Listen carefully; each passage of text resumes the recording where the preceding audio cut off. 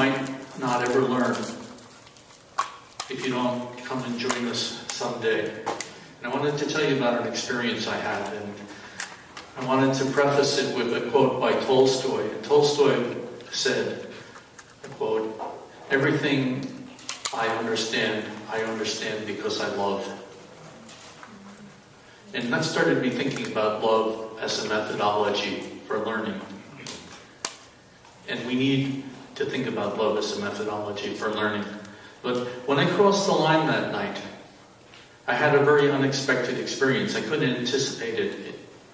And I was really quite amazed with it. And what happened, and I want you to think of a computer for a moment. Most of you work on computers, and there's a hard drive.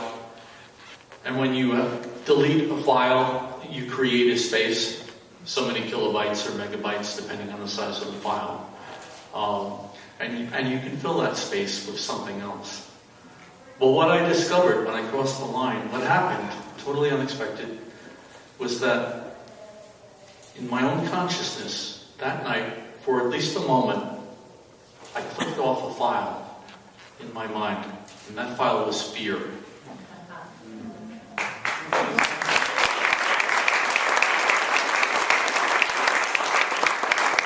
And then, unlike computer, I found that there's a void, and it has to be filled. Nature, if you've heard the expression, nature abhors a void. And what is it going to be filled with? It's going to be filled with love. It flows in. So I experienced love in a whole new dimension that night. And what that meant in the practical reality of the situation where I'm being handcuffed and searched, and the young man who was searching me was really edgy, and I don't know if he was angry or fearful or both. But what that meant for me was that while I was being kind of dragged along a little bit, I could speak to him calmly. And while I thought, being treated that way, I would become angry myself, with this love, I wasn't fearful. I was calm, and I said to him, "I'm cooperating, relax. It's okay." And that's one of the things you have to learn, and sometimes we do better and sometimes we do worse, but we need to reach out to our oppressors, so to speak, with the people who are mistaken, who need to have their consciousness elevated, and calm them down and create a space so that they can relax too. But finding love and not fear and anger was just an amazing thing for me. And I wanted to share that experience because I couldn't have anticipated it. There's a couple of quick other things I want to say. One is when we went there that night, we were performing civil resistance. And a quick definition of civil resistance is we are upholding existing laws. Unlike civil disobedience, where you break an unjust law to demonstrate the incorrectness of it, we broke no laws.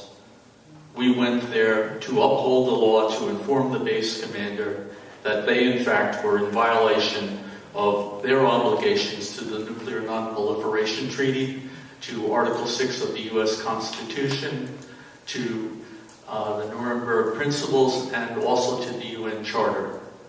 And one of the most amazing things that was really distressing is the government, the prosecuting attorney, offered a motion in limine, and it's called a motion in limine to preclude evidence offered to support legally insufficient defenses.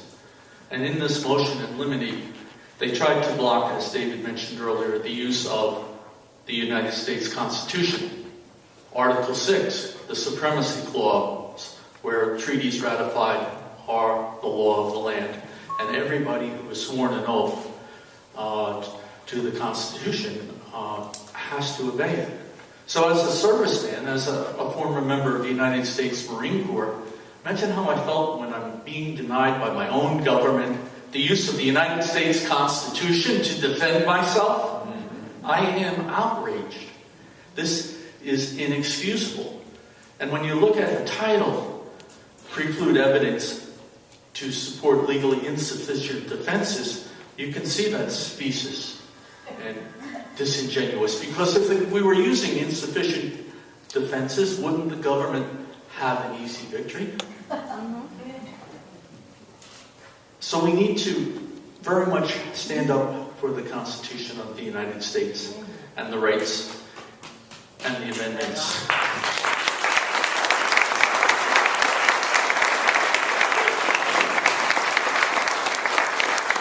And that is what myself and my co-defendants were doing.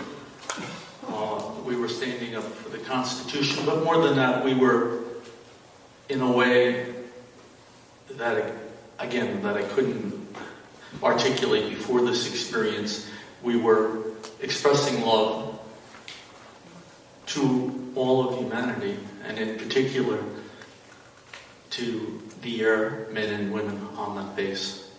Thank you for your attention.